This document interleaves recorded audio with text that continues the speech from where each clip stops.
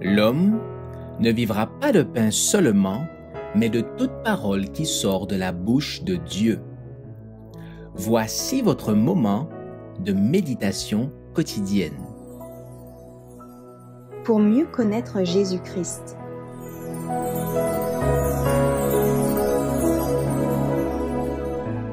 Les tonnes des armées célestes, le 30 janvier.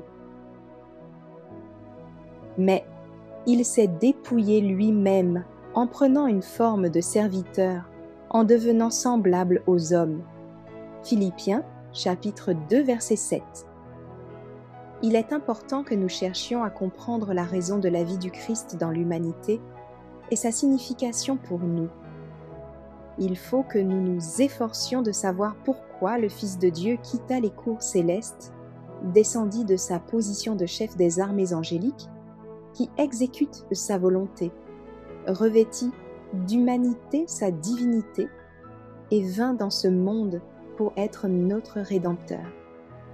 Ce fut une merveille pour le ciel entier que le Christ vint sur la terre et y mena une vie de pauvreté, contrastant d'une manière absolue avec sa gloire céleste.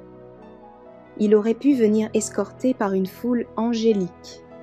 Devant l'univers céleste, le Christ condescendit à assumer la condition humaine et à vivre parmi les humbles de cette terre, afin de les atteindre là où ils étaient, et de leur enseigner par le précepte et l'exemple que, pauvres et opprimés, ils pouvaient néanmoins avoir une vie pure, noble et droite.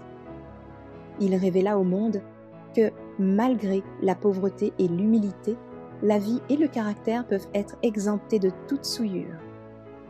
Le nénuphar, sur l'étang, environné de débris impurs, plonge à travers les détritus, s'enracine dans la bonne terre, y puise les seuls éléments nécessaires à son développement pour ouvrir au soleil une fleur blanche, immaculée et parfumée.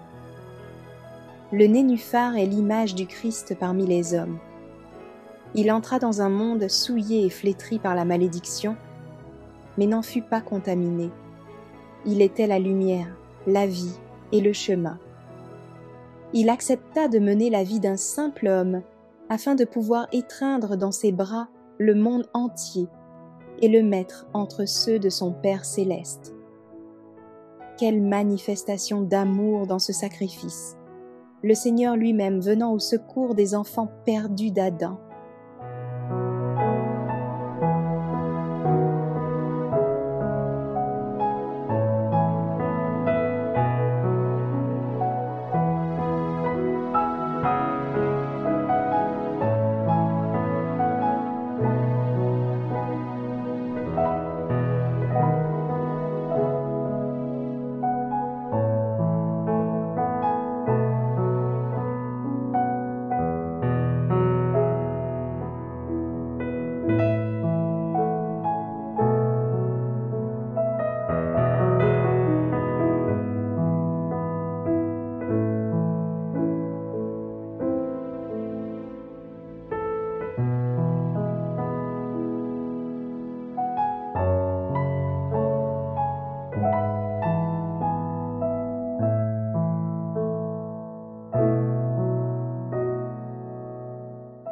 Merci d'avoir écouté cette présentation.